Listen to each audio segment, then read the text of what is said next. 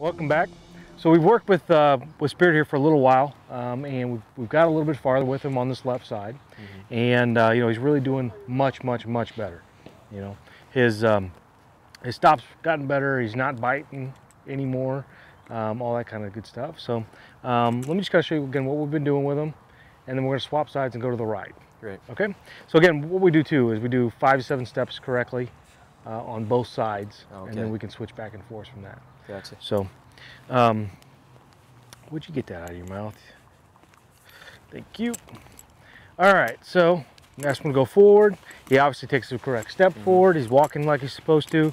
He's stopping nice and softly. You know, he's backing up correctly when I ask him to now. Heads down, everything's doing really well. You know, he's standing still. He's not trying to chew me up while I'm standing here with him anymore. All that kind of stuff. He's still chewing on the lead rope, but that, you know, that'll take some time to get through, and as we do, I can't fix better everything. Than your arm, huh? Exactly.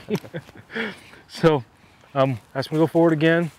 Now, also going to ask him to go in circles too. So, I'll show you that. Just basically stop your feet, have him orbit around you in a circle, okay? And where he's doing this very nice and slowly and softly. Okay, we'll do it again. If he tries to slow down in that circle, I'm basically going to take him and tap him at spot 2 and say take a longer step and keep moving there. Okay? Have him walk around you, right? Correct. You don't want to do this. And a lot of people have a tendency to want to do this with the horse and walk with the horse. Oh, okay. You just want to stay in a stationary place and have him orbit around you. Okay? And the reason we're doing that is we're basically teaching him there's a space bubble there. Oh, okay. Okay, and we don't want him to fall inside that space bubble ever. And he should continue walking no matter what until I ask him to stop. My hand's always in a neutral position. It's not backwards, it's not forwards. I'm not leading him forwards here. I'm just basically saying to him, you know, keep walking. I'm going to stop my feet. I want you to continue walking with me. If he tries to slow down, I'm going to say go a little faster. Spot 2, which again is right here in the middle of his body, and continue walking. All right. When I want him to stop, I must just add a little pressure to here and say take that foot back, left, right, outside, inside, outside, inside, outside. Okay? So he's doing this a lot better. He's just, yeah, I've noticed that. Just over the last little bit here, he's gotten just much better. And all I've done with him is just clarified his language and said, this is how we're going to work. This is how we're going to do things from now on. Okay. All right? And that's made a huge difference in his life. And we'll go on from there. Ryan switches from training the left side to training the right side of the horse. And as most people know, new side, new horse. Spirit will have to relearn all of the cues on his right side. Okay, there he's stepping out first and then coming forward. I don't want to see that. Okay, I want him to just step directly forward for me. That's a sign of aggression, or? No, it's just a misunderstanding. Oh, He doesn't understand yet that just means to go forward immediately. So we'll just, basically what I'm doing is just clarify it for him. Just be a little bit more clear with what I'm asking him to do. Okay, good boy. Okay, good. And clarifying, I'm just going to add a little bit more pressure to that tap and say come forward instead of backwards or sideways. Right there. Good boy. Okay.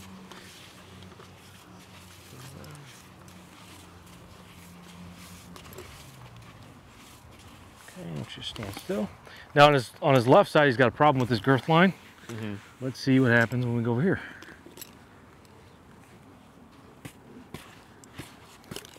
Okay, same thing. We're getting biting, we're getting the pawing, all that kind of stuff. So there's something either physically going on with him in his girth line, or that's my first assumption. And once we're going to have a chiropractor come out and rule some stuff out that I think that could possibly be a problem for him. And once we rule all that stuff out of the way, then if she says, you know, that there's nothing physically wrong with him, then I'll have to deem it as a behavioral issue, and then I can address it at that point. Gotcha. Okay? So until I get that little piece solved, I can't go to the saddle. Okay. Okay? Because that's got to be solved first. Because if we put a saddle on, all we're doing is aggravating the whole situation. It'll end up being a bucking horse for you instead of just a biting horse for you. Okay? So, can I have this back? Thank you.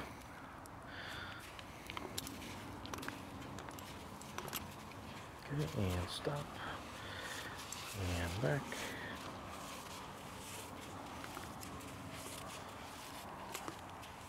So I'm gonna continue working with Spirit here for a little while and get this right side down real well. And then we're gonna bring you in here and have you do a little groundwork, and we'll address the other stuff here in a little bit too. And then maybe we'll get to settle on the horse. But we'll come back from break. We'll have Frank working with Spirit. Guys, stick around.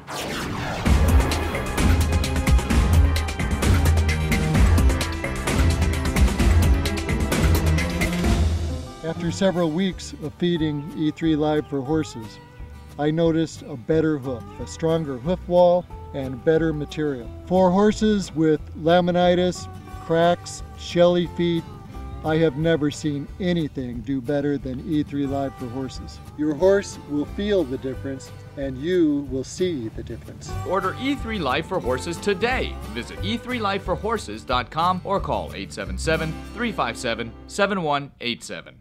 Your horses will love Winnie's cookies. There are no preservatives or chemicals in these all-organic cookies, and they're shipped fresh right from our ovens to your barn.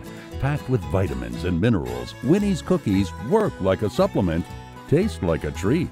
For a free sample of Winnie's cookies, call 800-810-9466. That's right. You get a free sample by simply calling 800-810-9466.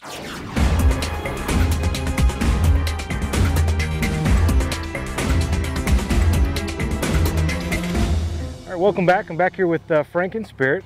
So Frank, we've done a lot of work with Spirit and started his rehabilitation process. You know, we've worked through his groundwork, and what I want to do now is show you how to continue on with that groundwork with your horse after I leave. I like that. Okay?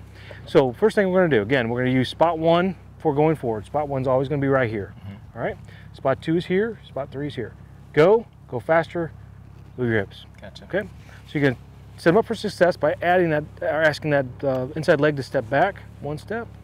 There you go. Just tap at spot 1. All right. Ask them to go forward. Okay. Now when you ask them to stop again, you're going to say 1, 2, or inside, outside, inside. All right?